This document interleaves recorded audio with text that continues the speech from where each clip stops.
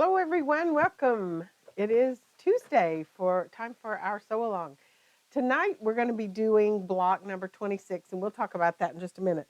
I wanted to remind all of our local quilters that you still have time to do the complete Spring Fling shop hop. So that is, this week is the last week. You have till Saturday to get to all the participating shops. So you can start at any of the participating shops, visit all the shops by Saturday evening, and turn in your passport so that you can be registered for all the grand prizes. And we've got some great prizes. Also, all of the shops have a quilt made out of the same 6 blocks, and it's fun to see them because they're all very, very different. So we've got some great prizes. That is this week. So you still have from 9 to 5 for the next 4 days to complete that. Also, just kind of a reminder for those of you that are following or maybe watching our sew along later instead of watching live. I am not doing all of the blockbuster blocks. I am skipping some. And as I get to those blocks, I'm explaining why. Generally, it's because they won't make a 12-inch block because of the size units that you need. Sometimes it's because they use the specialty star tools like the Star 60 or the Wedge Star or the Rapid Fire Lemoyne Star or Rapid Fire Hunter Star. Those specialty tools, I do teach classes, but they need a little more time than just a 45-minute or so demo. And so we don't do that. I don't do that as part of our sew along. So tonight's block is called Cactus Blossom, and I'll put the camera over there so you can see it. So now there are some, I'm going to call it variations you can do on the Cactus Blossom. It includes some flying geese. It includes some corner um, beam units. There's 4 corner beams that are assembled together for the center, and there's lots of different things you could do with that. So we've got a couple of different sizes or colors of flying geese that we're going to be using, and then we have these corner beam units. Now, something else that is not shown here yet, this is not our complete block because we're actually going to pop off the corner and put on a replacement triangle. And I'm going to show you how to do that in just a minute. So this block uses the wing clipper, the corner beam tool, and then finally the corner pop tool.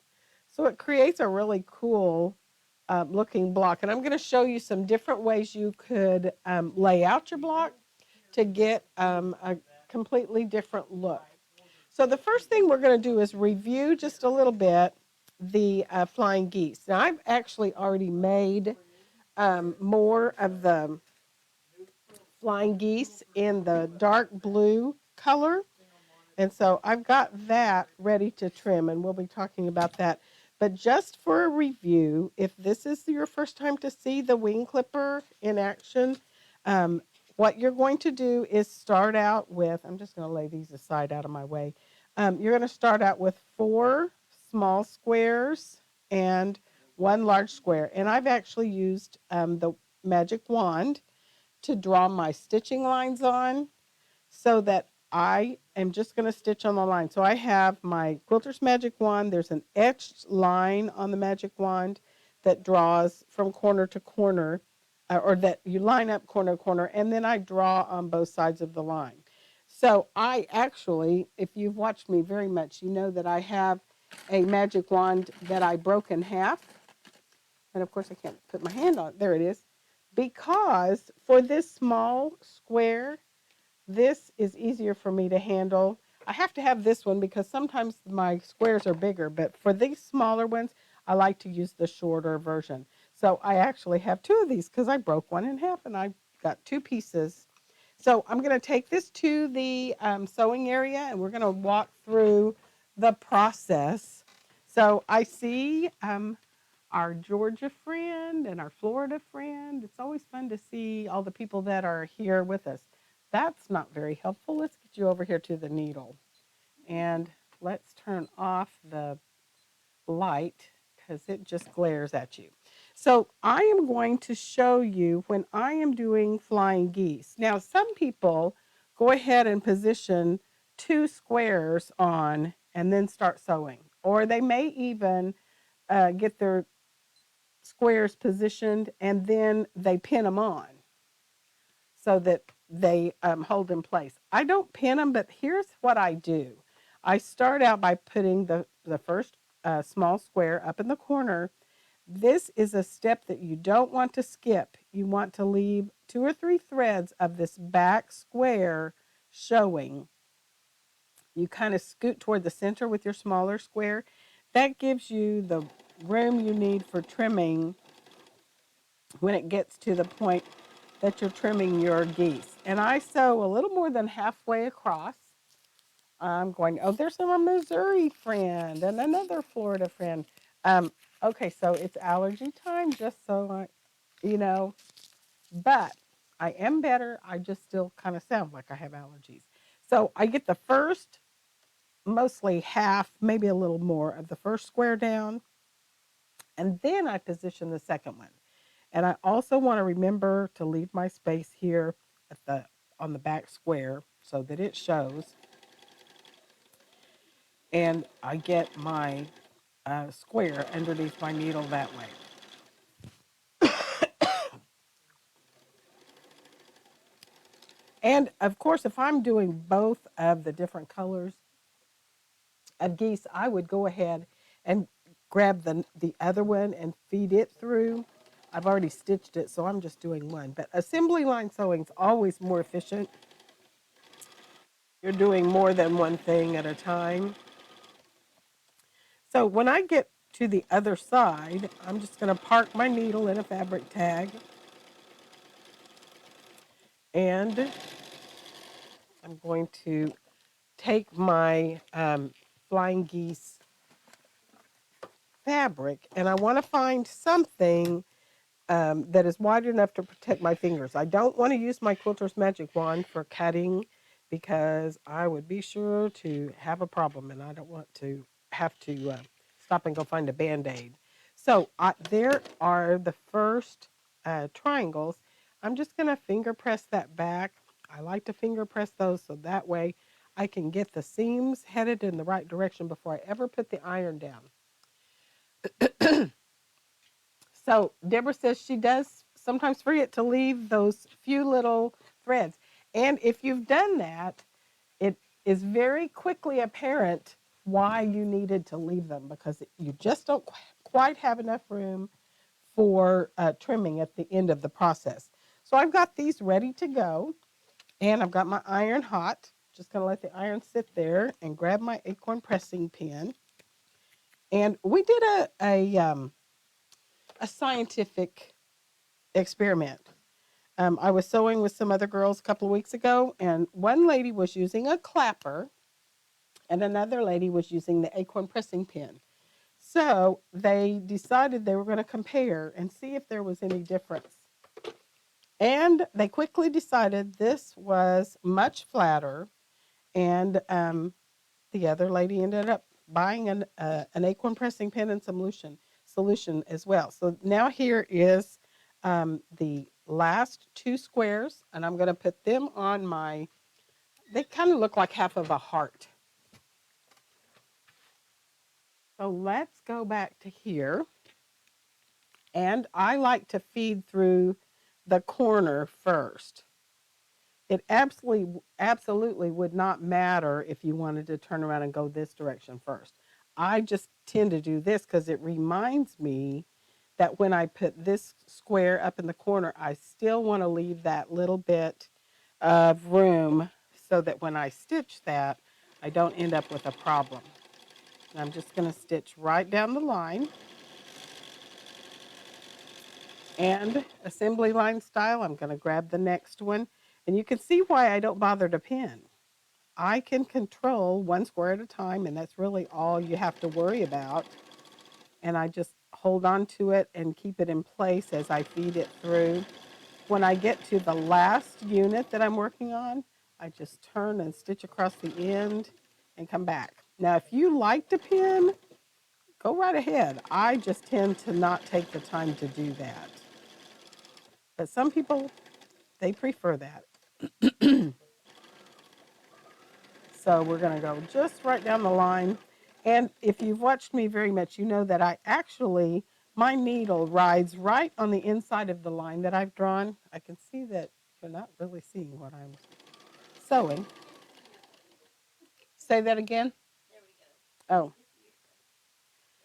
yeah, well, you know. Okay, so I forgot where I was.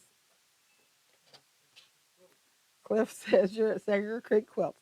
I lost my train of thought there for a second because I glanced up and I saw that the camera wasn't looking where I thought it was looking.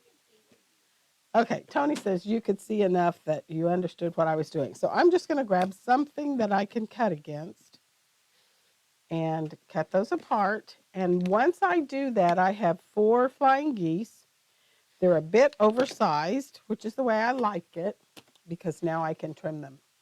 And I'm going to, first of all, give them a quick little finger press that gets my seams going the way I want them to. And while one is heating up, finger press another one and stick it underneath the iron. And just keep doing that process till I get all of my flying geese pressed. Once I get, I've lost my acorn pressing pin. It's fallen somewhere. I had it just a minute ago. Well, you'll have to pretend oh, there it is. I just knew it couldn't have gone far. All right, so I'm going to just give it a quick little swipe. If you don't see the solution, that does not mean it's not there. Some of the time in certain colors, you can see just a little bit of darkness on the blue side of this. That's the acorn pressing solution. On this one, you don't see it, but that doesn't mean it's not there. It does not take a lot to have a good effect on your pressing. So here's the process for trimming. So I am going to point the valley that the seams form toward me. And then the lines on my ruler, this line will always go on the right seam of the goose.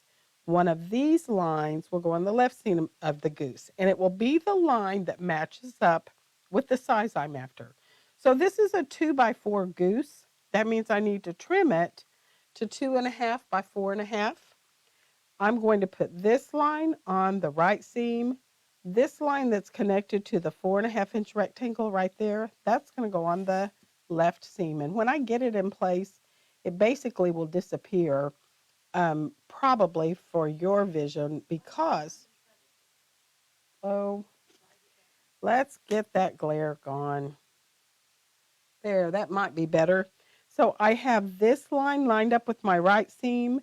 The 4.5-inch line is lined up with my left seam. And I have just a tiny sliver all the way around that rectangle that I'm going to trim away. So I'm going to trim up and across the top. And sometimes what I'm cutting off is basically that ear and just a little bit of threads, cleaning that up. Now the 4.5 by 2.5-inch lines go on my cut edges. When I get that in place, there will be a bold X right on the intersection. So I'm making sure I'm not chopping off the goose's beak. I can tell, again, I need a new blade because I cut a lot. Often you don't see me cut because I cut a lot in between our sew-alongs, but this is our flying goose, and I would do that. Let me do one of this color and also a set together. By the way, if you're left-handed, simply point the goose to the right and turn your ruler so that the lines line up with the seams appropriately. So this would be where I would put it if I was left-handed, and I would cut up the long side and down the short side and then turn. I'm going to do it this way. I mean, check and make sure you can still see. Pretty close. Let's move it up just a little bit.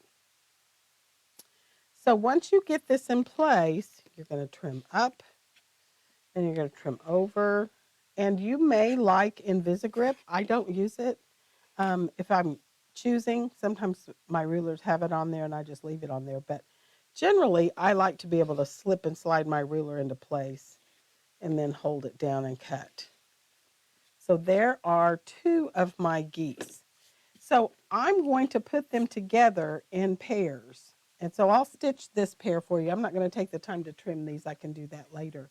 But I want you to see just the process for putting together a pair of geese that you're going to need for the block. So we're going to go back over here. So I am just excited to see.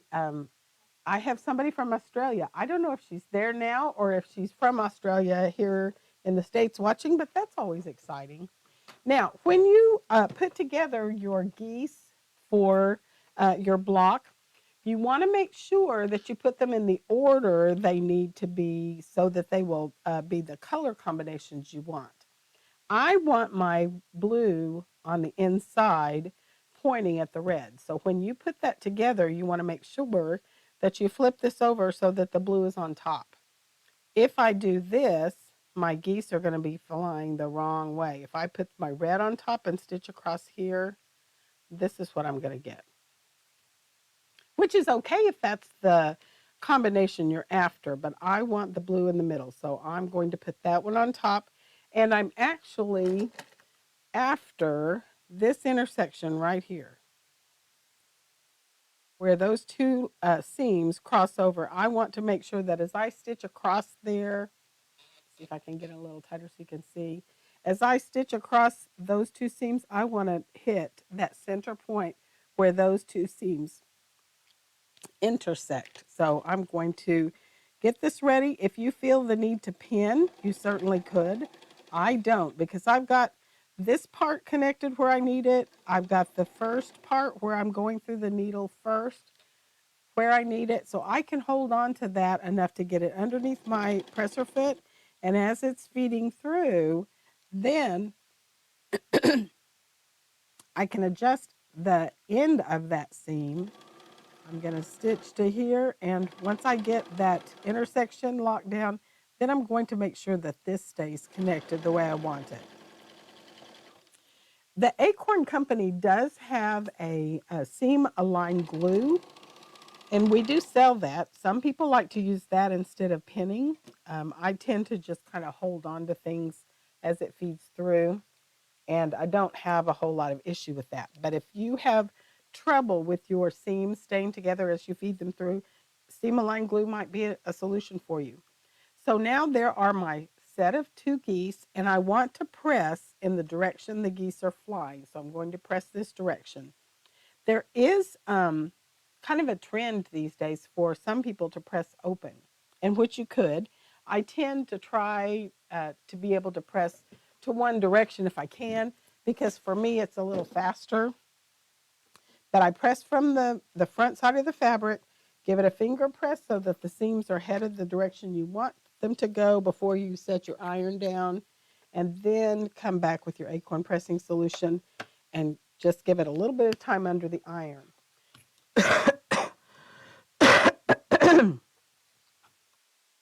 Excuse me. Okay, so there's my set of flying geese, and I need 4 of these sets here as well. So somebody said something about their Bernina and the line between the 97 foot and the needle. Okay, so here's the deal.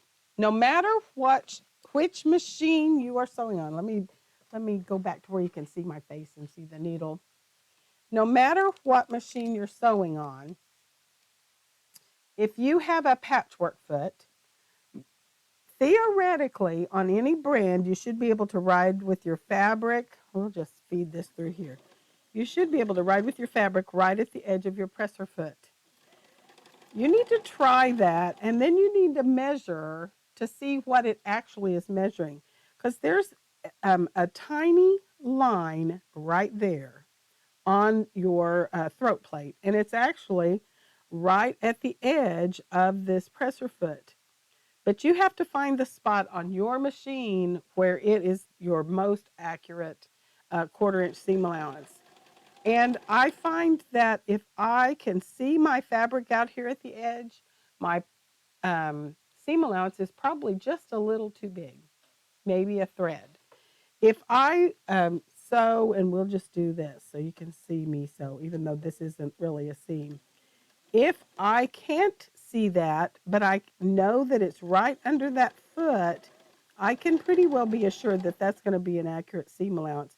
And right there, see if I can get my camera down close enough and see if it will focus for me.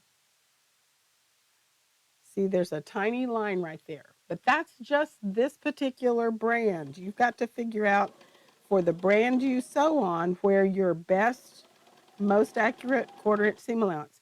So if I'm looking over here on the side of my presser foot, I can't see fabric right now, and that's my accurate seam allowance.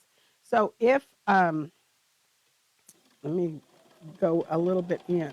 If I move the fabric over where I can actually see it, I want to show you. It's not a huge difference, but it's enough of a difference that it can affect your finished product. So looking at my seam, and I'm going to put the camera right above it so you can see that they aren't the same.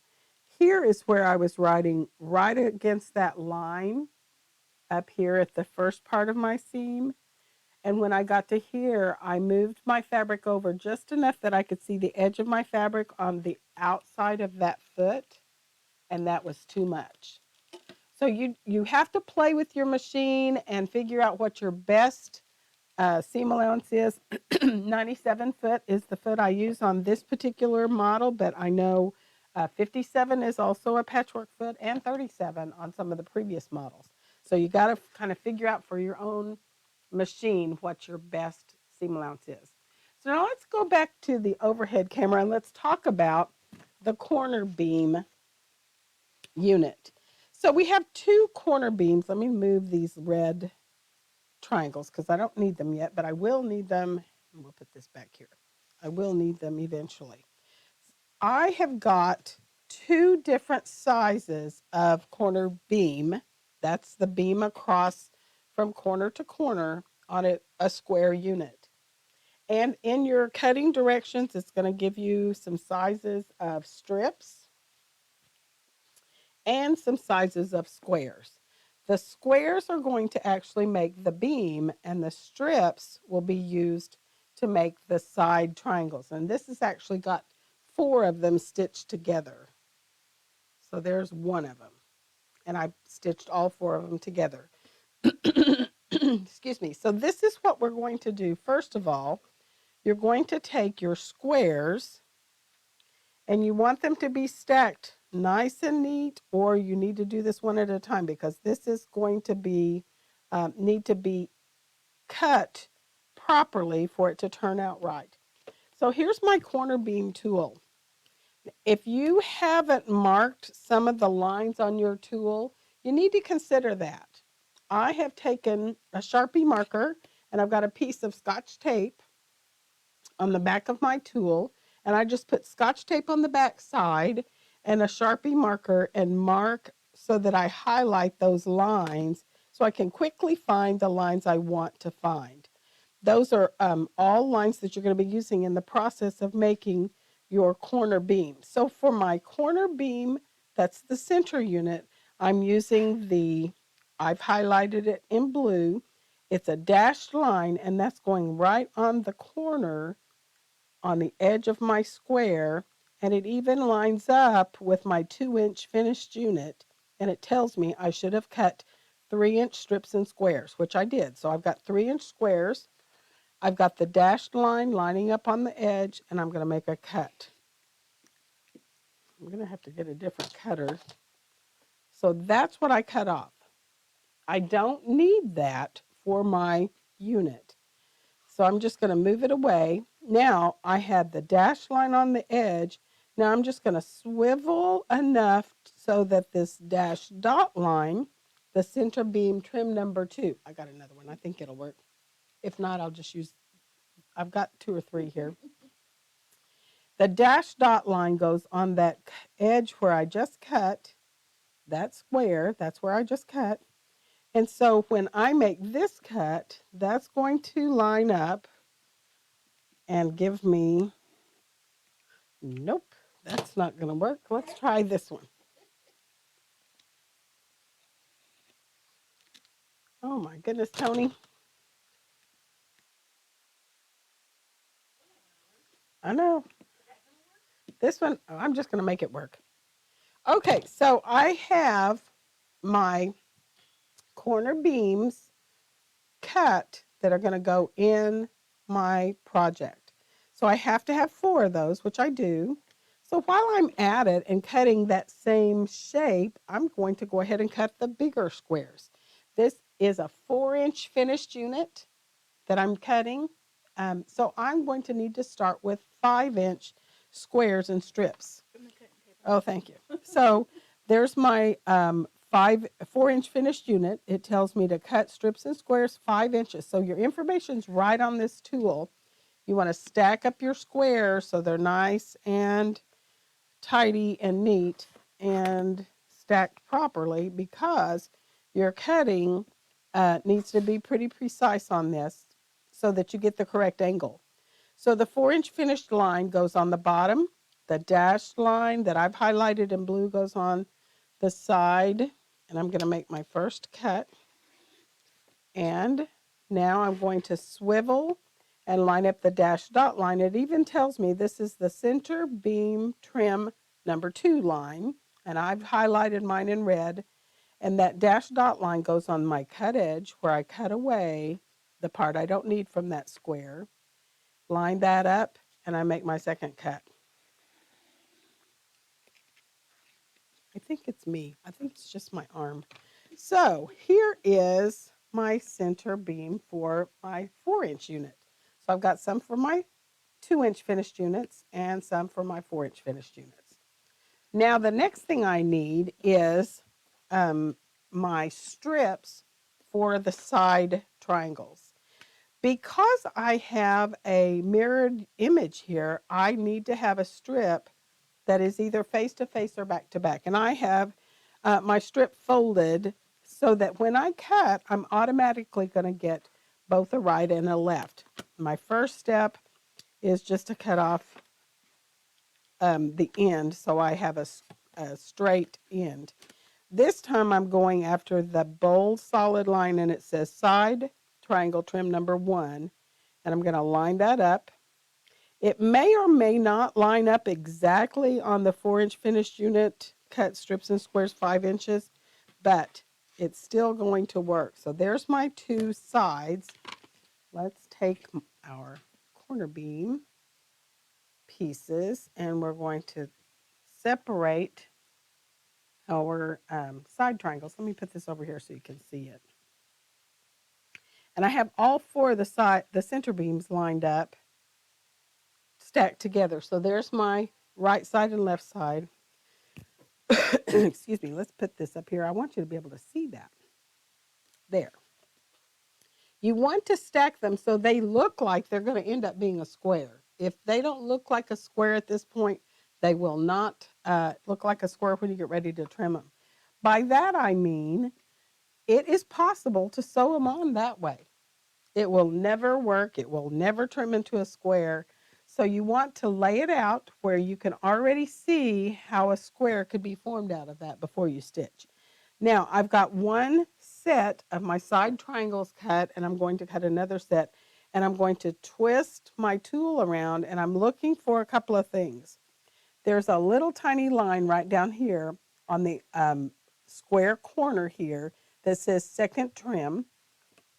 And I have a long line that says side triangle trim number 2 and seam line placement. That line is going on my cut edge. This little second trim line is going on the base. And this should be parallel to a line. It won't line up exactly on a line, but it should be parallel. So there's another set. And I take the time to separate them as I go before I try to stitch them.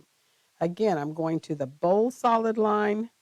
The 4-inch finished unit line lines up on the base. And there's another set. And you twist until you find the second trim line here down on the bottom.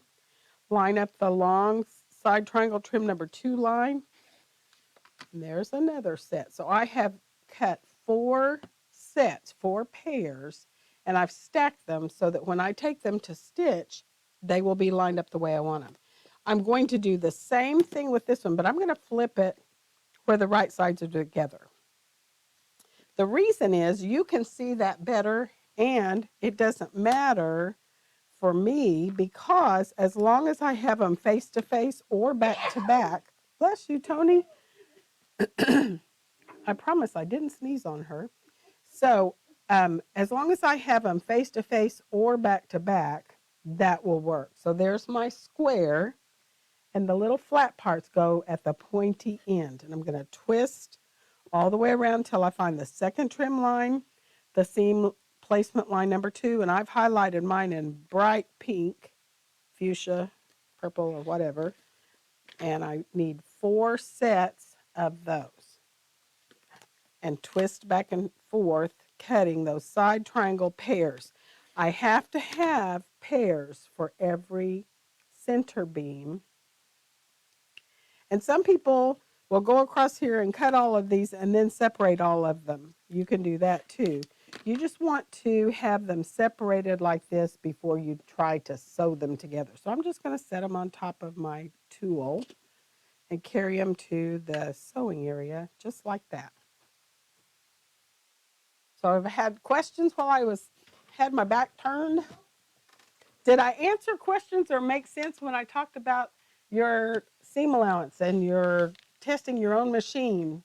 Because it doesn't matter what machine you use, you can have 2 baby locks side by side with the same foot, and they may not do exactly the same seam allowance. So you want to check that out just to make sure before you get started. I know this to be true because we have done that here with different brands of machines. Okay, so I have 1 center beam ready to go, and I want to stitch the sides on. And I'm just going to flip this over, and it almost doesn't matter which one you stitch first. I tend to stitch with my center beam on top, and I want to overlap just, I might have should have done the small one. I want to overlap just a tiny bit at the base, and that little flat part is going to match up with the pointy end, and the pointy end is going to stick out, and it's going to have just a little bit of an ear. And I'm just going to line those up.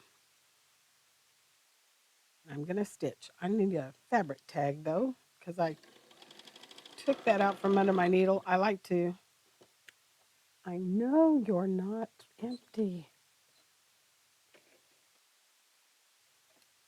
Hang on. It unthreaded itself at some point.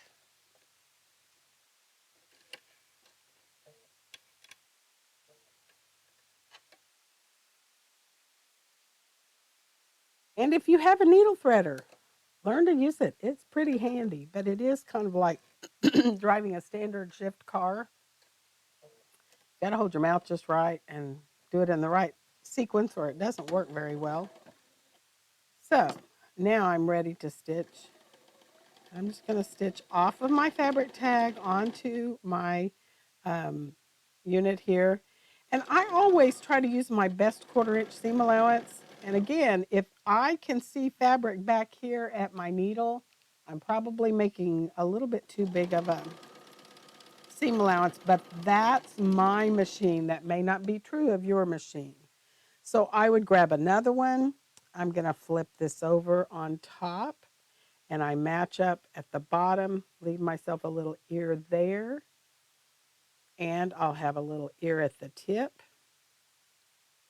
I'm just going to do a couple of these so I can do the other size, because I don't want to take all of our time with the corner beam.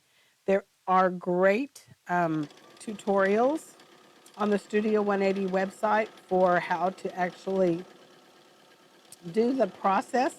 Mostly what I'm showing you is what you would see on that video, but some people enjoy watching those, and they're very informative. So now here's my smaller one. I'm going to flip this over, and I want to have a little bit of an ear down here at the bottom, and I'll have a little bit of an ear at the tip. And remember, it's going to get trimmed, so you've got a little bit of wiggle room, but I always find If I just leave myself that little bit of an ear, I'm much more successful. So I've got my next one, and I'm grabbing this side. Let me grab these two so you can see how they would line up. So that's where that would go on the opposite side. So I flip this over. I like to sew with the center beam on top because that's the part that already has the angle set. It's not going to get trimmed. I'm just going to slide right down the edge, and I adjust as I go. And I would normally go ahead and sew all 4 big ones and all 4 little ones, but I'm just going to do 2 of them because I want to have time to show you the next step. So I tend to finger press this first step.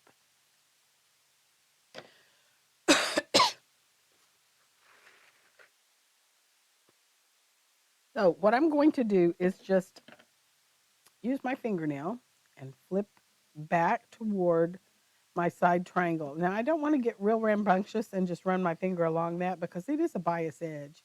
And I'm just going to give it a little bit of finger pressing. If I'm making 50 of these, I probably am going to get up and take them to the iron and carefully press them.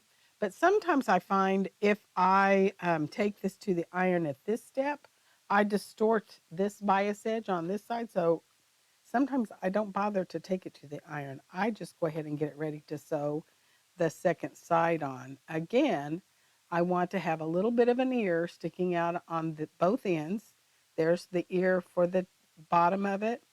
And then this little pointy part of my beam, the cream color, that's actually sticking out over the flat part of my side triangle.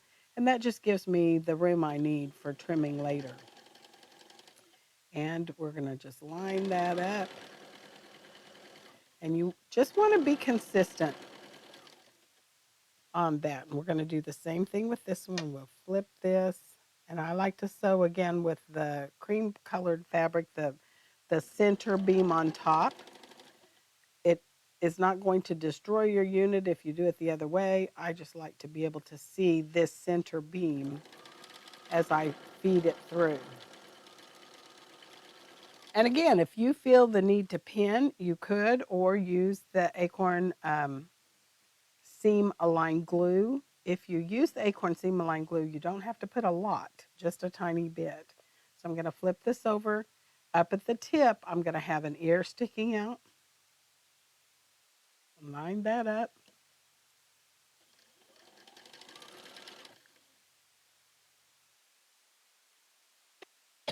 Excuse me. Stitch right along the side here. And I would do this with 4 units that are going to finish at 4 inches and 4 units that are going to finish at 2 inches.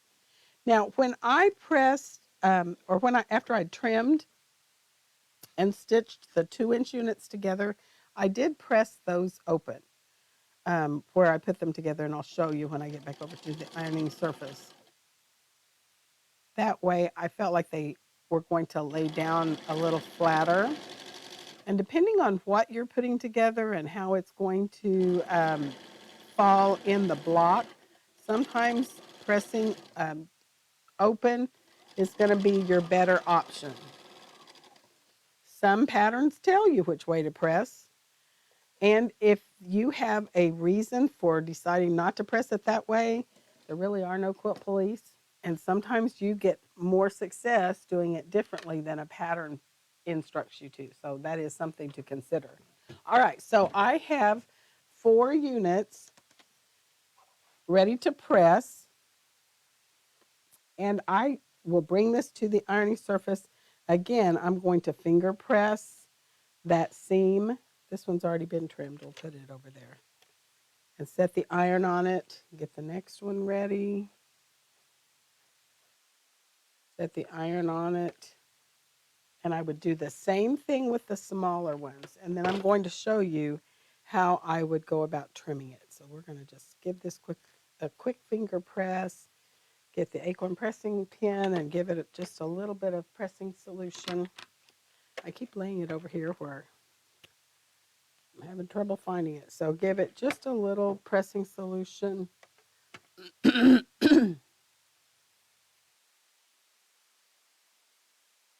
You also, if you've watched me very long, you know I stack my units, and so they get a little extra time under the heat when I do that.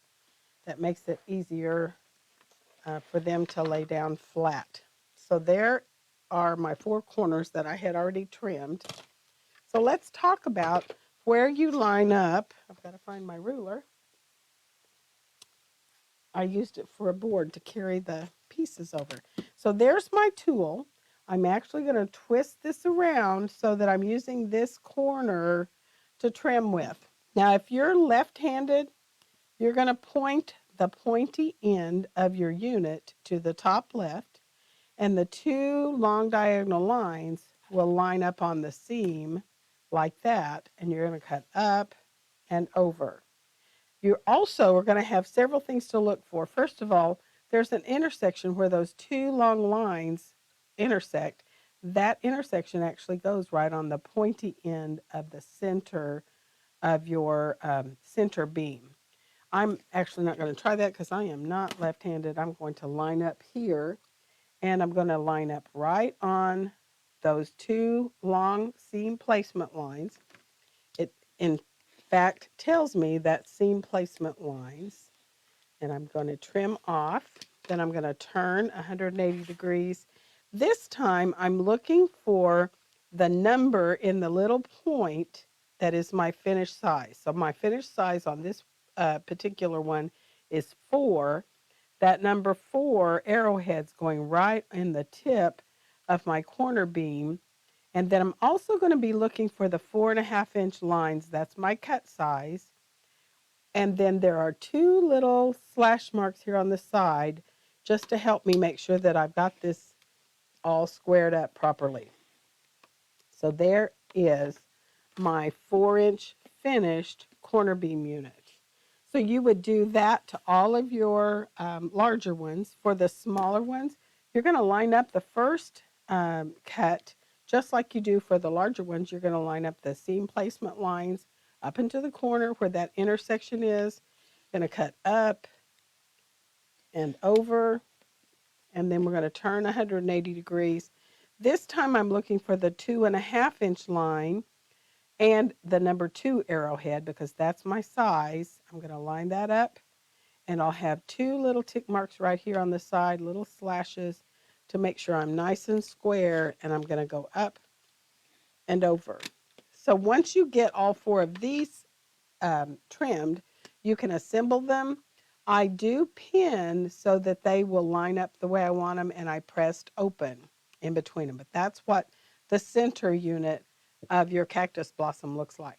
So let's talk about how I add that little pop of red on the corner. So the corner beam in your instructions will tell you to use the number 2 line for trimming away, and then you'll have some oversized triangles that you're going to cut. The oversized triangles were 3.25, and they were squares that were 3.25, and I just cut them diagonally. So that's what's going to fill that corner. And the first thing I'm going to do is find the number 2 line right here on the cutaway corners, and I'm going to line that up on the edge. Once I get that in place, it actually is going to cut off right to the edge of my side triangles. And I also, if I didn't make this clear, you have to trim this with your corner beam tool before you cut off the corner for your corner pop to have a pop of color. So I'm just trimming away using the number 2 line. And I'm just always lining up the number 2 line, cut, and do that on all 4 of my corner beam units. Now my oversized triangles are going to get stitched back there. So let's take this to the sewing surface so you can see that.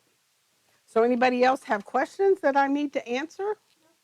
Okay, Tony says no.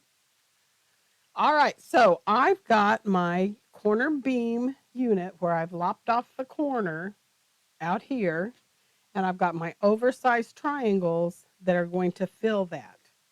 Now, one thing I want to do is sew with this oversized triangle on bottom, and my corner beam unit that I've trimmed away on the number 2 line, that's going on top because I want to just kind of eyeball this and center that oversized triangle onto the place where I cut away, because this is what I'm measuring from, and that's where I want to be stitching a 1/4 inch from the edge.